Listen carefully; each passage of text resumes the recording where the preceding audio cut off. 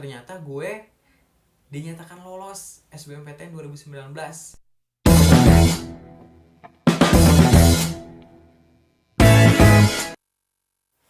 Baik, assalamualaikum warahmatullahi wabarakatuh. Perkenalkan, nama gue Randy Apriandi. Jadi di video kali ini gue mau ngebahas bagaimana perjuangan gue bisa masuk ke perguruan tinggi negeri yang gue pengenin. Yap, sekalian tidak salah membaca judul dari video ini. Gue pernah ditolak sampai 12 kali oleh perguruan tinggi negeri sampai perguruan tinggi kedinasan. Jadi mumpung sekarang masih dalam suasana ujian masuk ke berbagai perguruan tinggi, baik itu SNMPTN, SBMPTN mau ujian mandiri, jadi kiranya gue pas banget kalau buatin video ini buat kalian. Syukur video ini bisa memotivasi serta menginspirasi kalian semua yang akan melakukan ujian SBMPTN maupun ujian mandiri. Nah, buat kalian yang udah melakukan ujian SBMPTN atau UTBK, semoga hasilnya memuaskan dan sukses buat kalian. Nah, awal cerita perjuangan gue ini dimulai dari tahun 2017. Waktu itu gue masih kelas 3 SMA. Dan gue tuh sama kayak anak-anak lainnya, bisa dikatakan gue tuh nggak dibilang terlalu pintar dan juga nggak terlalu bodoh. Ya kalau dalam ranking gue bisa dikatakan antara selang 1 sampai 15 lah. Nah, jadi singkat cerita, dibukakan pengumuman pendaftaran SNMPTN atau seleksi nasional masuk perguruan tinggi. Sekilas info buat kalian, jadi untuk masuk ke perguruan tinggi negeri itu ada 3 jalur umumnya, itu yaitu SNPTN atau seleksi nasional masuk perguruan tinggi negeri, atau yang bisa dikatakan sebagai jalur rapot. Terus yang kedua ada jalur SBMPTN, jadi jalur ini tuh menggunakan tes tulis kalian, yaitu seleksi bersama masuk perguruan tinggi negeri. Dan yang terakhir itu ada ujian mandiri. Jadi ujian mandiri ini tuh ujian yang diadakan secara mandiri oleh universitas-universitas yang ada di seluruh Indonesia. Cerita pendaftaran SNMPTN ini dibuka kan di sekolah gue. Dan waktu itu aturan SNMPTN waktu 2017 ya, itu masih misalkan nih sekolah gue itu akreditasi sekolahnya tuh A. Jadi orang yang berhak mengikuti SNMPTN itu 50% siswa terbaik dari jumlah siswa kelas 3 di sekolah itu. Sedangkan kalau akreditasinya B itu 30% dari jumlah siswa di sekolah itu. Dan kalau akreditasi sekolahnya C itu 10% siswa terbaik dari jumlah siswa kelas 3 di sekolah itu. Nah, dan waktu itu alhamdulillah gue masuk ke dalam 50% siswa terbaik di sekolah gue. Nah, jujur waktu itu gue masih minim informasi mengenai masuk ke perguruan tinggi negeri, baik itu SNMPTN maupun SBMPTN maupun ujian mandiri. Nah, sebenarnya gue tuh pengen banget kuliah gitu di perguruan tinggi negeri. Namun gue tuh awalnya terkendala sama biaya, karena emang keluarga gue tuh masih terbilang menengah ke bawah. Dan akhirnya gue cari informasi mengenai jalur SNMPTN, dan gue nemuin bahwasannya di jalur SNMPTN jika kalian lolos tuh tidak dikenakan uang pangkal dan langsung menggunakan sistem uang kuliah tunggal atau UKT. Jadi sistem uang kuliah tunggal ini tuh didasarkan pada kemampuan masing-masing orang tua kalian. Jadi misalkan orang tua gue yang notabene petani atau buruh, nanti uang UKT-nya tidak akan sama dengan mahasiswa baru yang orang tuanya orang menengah ke atas lah. Dan jadi UKT-nya itu tidak akan disamakan dengan kita, jadi berdasarkan penghasilan orang tua kita, itu pertama. Nah, singkat cerita akhirnya gue diskusiin sama kakak gue, karena emang di keluarga gue yang ngerti soal gini itu cuma kakak gue, karena orang tua gue gak tahu menahu soal seleksi kayak gini. Jadi kakak gue itu kayak ngasih saran asalkan gak ada uang pangkalnya. Nah, setelah gue mendengar perkataan itu, akhirnya gue semangat lagi untuk meneruskan seleksi gue di seleksi nasional masuk perguruan tinggi negeri. Dan waktu itu gue nempatin pilihan kalau gak salah PB, dan yang kedua itu UNJ. Nah, untuk jurusannya gue di IPB itu ngambil fisika sama manajemen perikanan tangkap, sedangkan kalau di UNJ gue ngambil fisika. Jadi waktu 2017 itu kita masih bisa mengambil 3 jurusan dan 2 universitas, atau 1 universitas bisa 3 jurusan. Karena gue minim informasi, gue ngambil jurusan itu tuh berdasarkan nilai rapot aja. Kebetulan waktu itu nilai rapot gue tingginya di mata pelajaran fisika ya. Terus gue berpikir, ya kenapa enggak gue ngambil jurusan fisika, toh nilai rapot gue juga tinggi gitu, biar peluang lolosnya itu semakin tinggi. Padahal di SNMPTN itu banyak faktor penilaiannya. Selain yang diperhitungin tuh nilai kalian dari semester 1 sampai semester 5, terus juga akreditasi sekolah, juga ada pengaruh dari alumni. Nah, bagaimana kak itu maksudnya pengaruh dari alumni? Misalkan kakak kelas kalian tuh banyak diterima di perguruan tinggi negeri, sebut contohnya lah Unpad misalkan. Nah, kakak kelas kalian tuh banyak keterima di Unpad dengan jurusan A atau B atau C misalkan, apapun itu jurusannya. Nah, Jika kalian di tahun selanjutnya itu mengambil universitas dan jurusan yang sama, itu maka peluang lolos kalian di perguruan tinggi dan jurusan tersebut tuh ya semakin tinggi pula gitu. Berbeda sama orang yang misalkan kakak kelasnya tuh kebanyakan diterima di perguruan tinggi A atau B atau C dengan jurusan A atau B atau C, tapi kalian malah ngambil universitas atau jurusan di luar itu gitu. Ya peluangnya juga akan sedikit gitu, bukan berarti mutlak atau gimana ya, tapi peluangnya itu akan minim gitu atau sedikit. Nah, selain faktor dari akreditasi sekolah, terus nilai rapot kalian 1 sampai semester 5, terus juga ada faktor alumni, juga ada faktor namanya kuota untuk daerah tertinggal.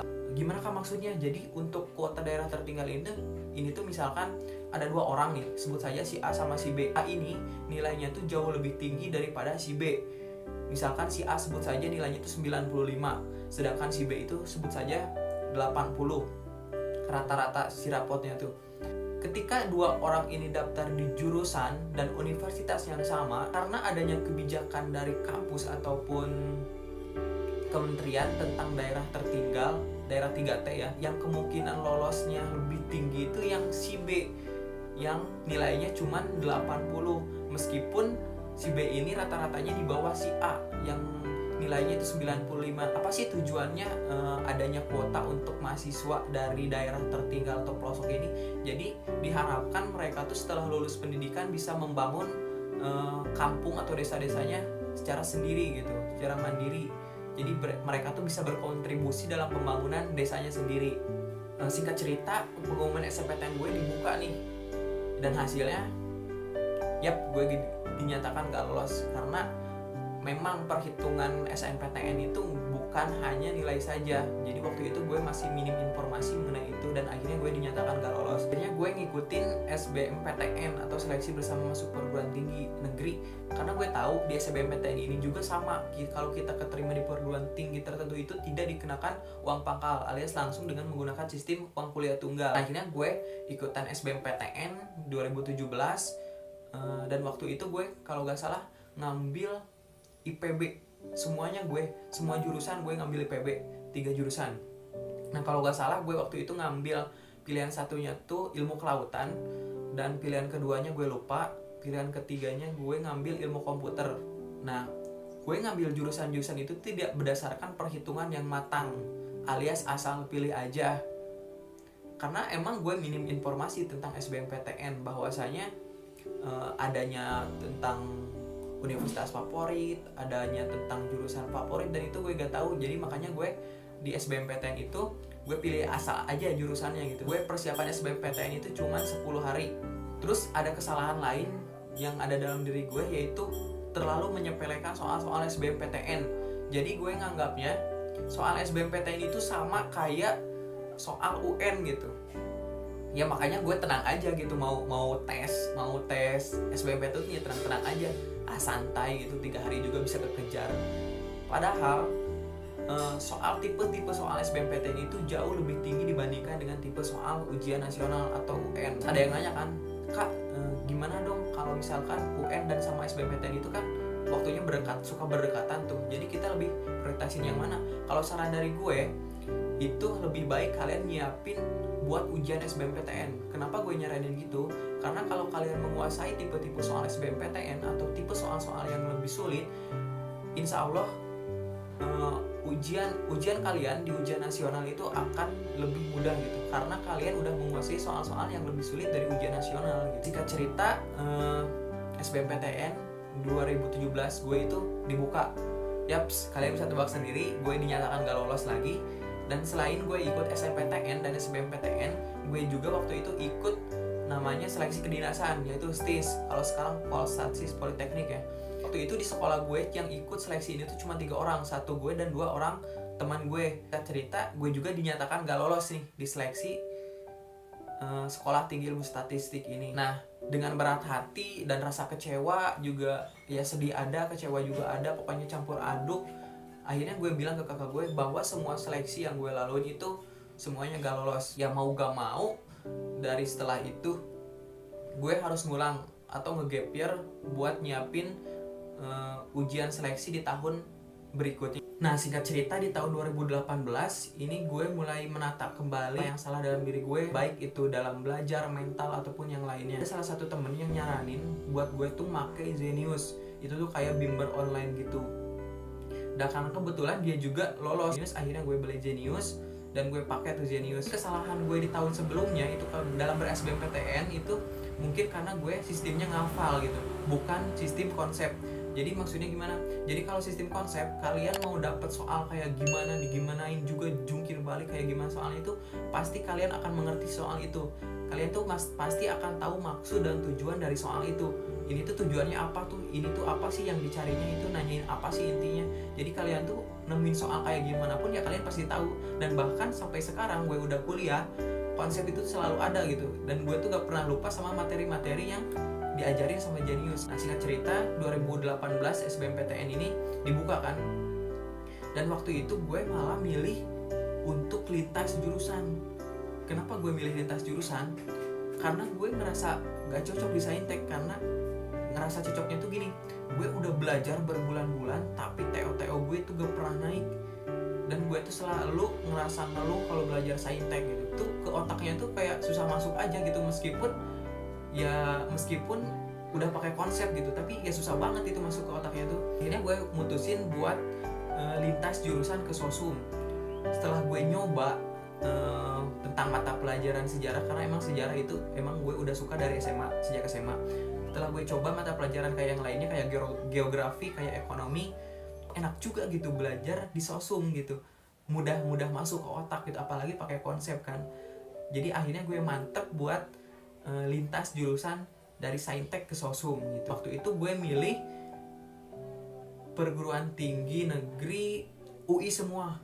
Gue gilanya gue milih 3 jurusan. 2018 itu masih bisa 3 jurusan ya.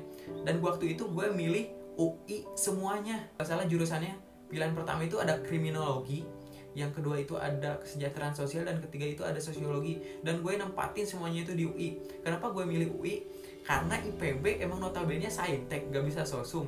Tapi gue juga pengen kuliah yang dekat dengan rumah gue gitu, di Bogor. Ya gak ada pilihan lain dong selain IPB, ya gue ngambil UI. Gitu. Cerita pengumuman SBMPTN di 2018 ini gue buka, ternyata hasilnya masih sama. Gue dinyatakan gak lolos di SBMPTN 2018. Kayak gimana ya, kayak putus asa tapi masih ada harapan tapi udah putus asa gitu. Pokoknya campur aduk lah.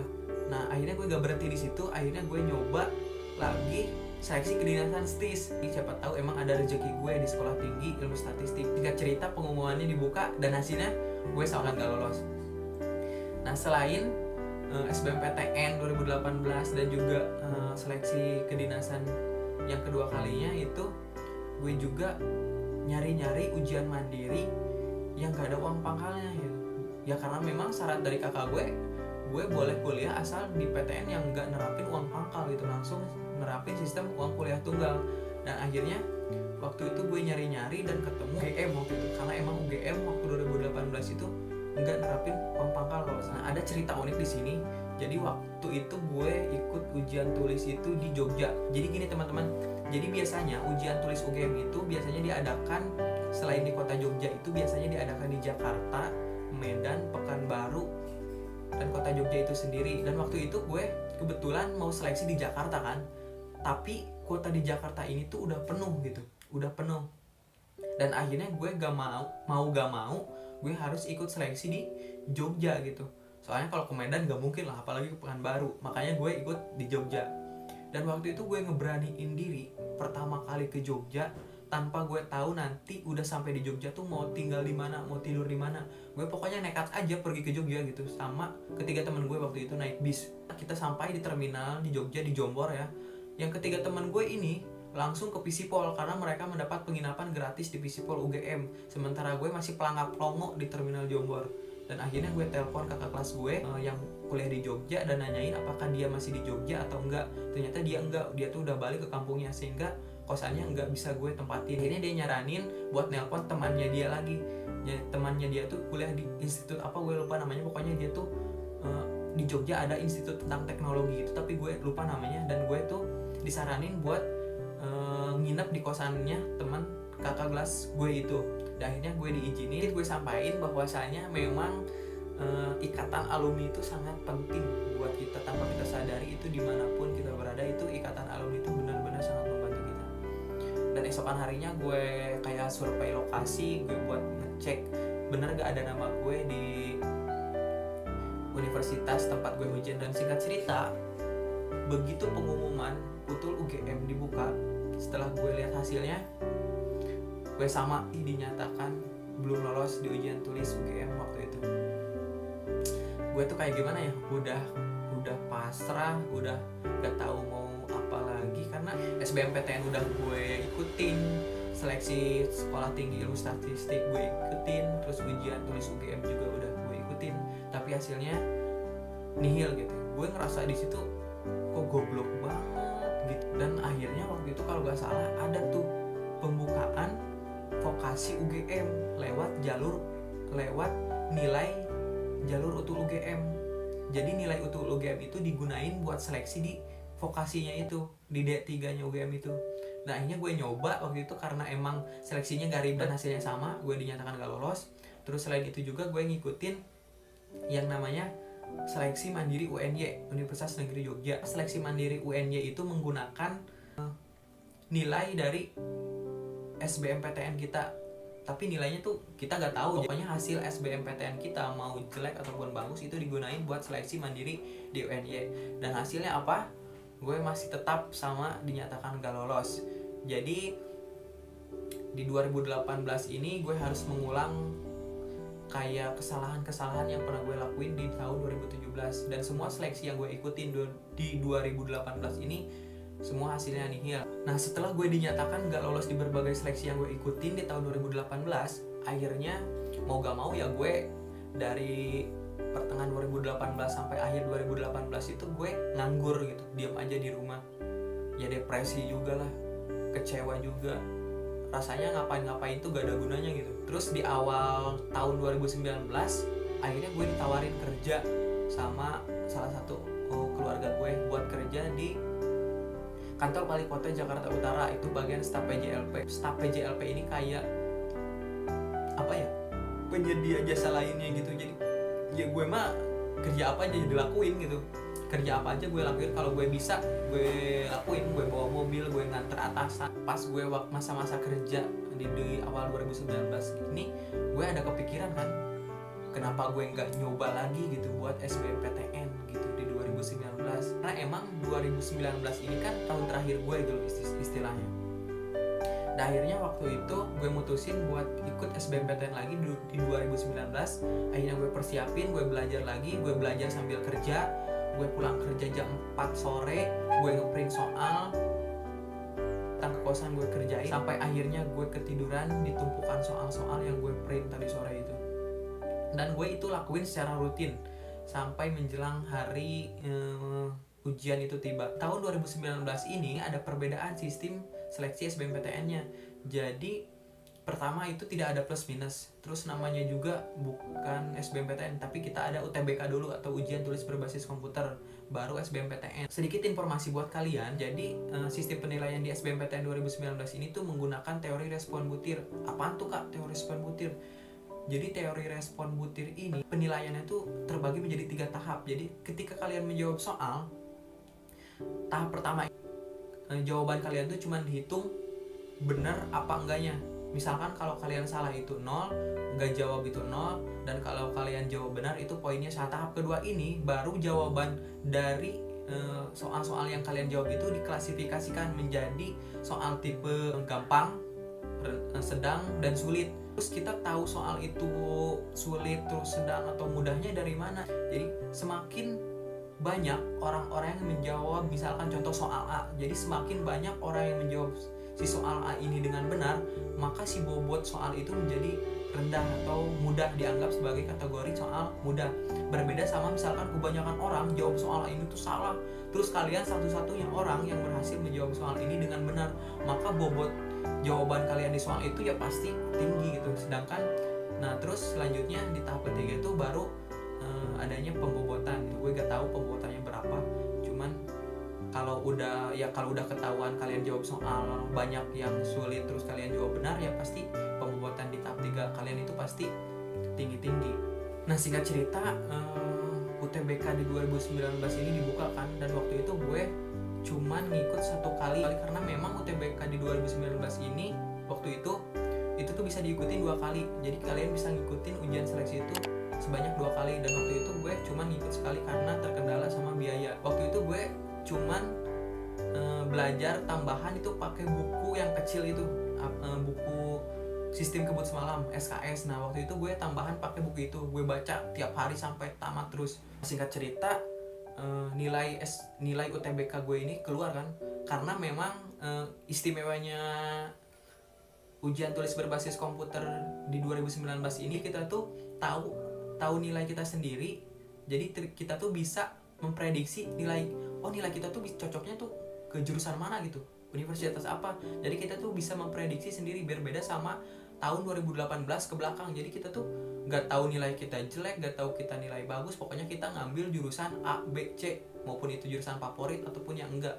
Jadi kita nggak tahu nilai sendiri. Nah keuntungannya di 2019 ini, nilainya tuh dikasih dulu ke setiap peserta. Jadi kita tahu nilai kita itu berapa, dan kita bisa memprediksi sendiri kita tuh peluang besarnya lolos di jurusan apa dan perguruan tinggi yang mana. Nggak cerita, gue lihat tuh hasil UTBK gue, dan itu rata-rata per mata pelajarannya itu rata-ratanya itu 600 sekian, 690, 670, 680, pokoknya 650 ke atas itu. Dan kalau gue rata-ratain semuanya sekitar 605,89 itu hasil UTBK gue.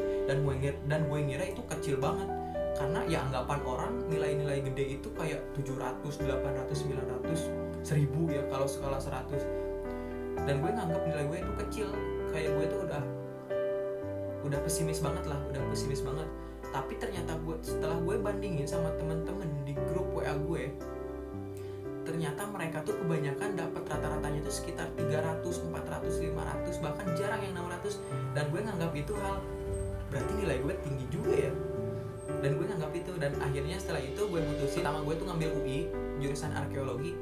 Kenapa UI lagi? Ya gue karena pengen dekat aja gitu, dekat dengan rumah. Pertama gue ngambil UI itu jurusannya arkeologi, dan yang kedua itu gue ngambil Unpad sejarah, jurusan ilmu sejarah, karena memang saling berhubungan kan, karena arkeologi ini masih terkonsentrasi dengan ilmu sejarah itu sendiri gitu. Jadi apa salahnya gue ngambil kedua jurusan ini. Dan jujur gue ngambil jurusan ini tuh nggak memperhitungkan prospek kerja ya gue ngambil aja ya karena gue minat, karena gue suka aja sama jurusan ini. Bodoh amat sama nanti prospek kerjanya kayak gimana, dan gue percaya aja kalau rezeki itu gak bakal ketukar, dan setiap jurusan yang kita ambil itu pasti mempunyai peluang sukses yang sama. Tidak menutup kemungkinan kalau kita mengambil jurusan yang kurang favorit kita gak bisa sukses.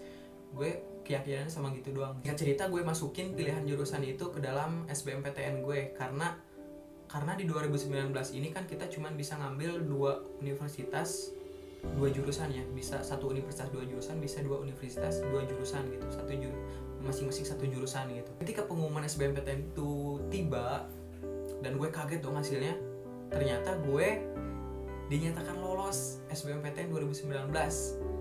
Pas gue lihat, gue itu lolosnya di ilmu sejarah Unpad. Ya meskipun pilihan kedua gue tetap bersyukur ya, akhirnya gue bisa kuliah di perguruan tinggi gitu. Nah selain gue ikut SBMPTN 2019 ini juga, gue masih ngotot buat ikutan SIMAK UI.